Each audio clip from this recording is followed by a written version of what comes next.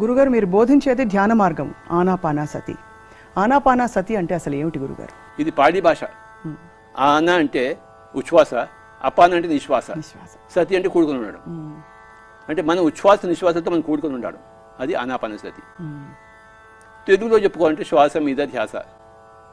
శ్వాసను బిగించడం కాదు. ఇప్పుడు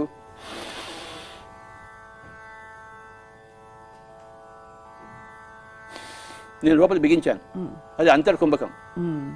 బయట వదిలిపెట్టేసి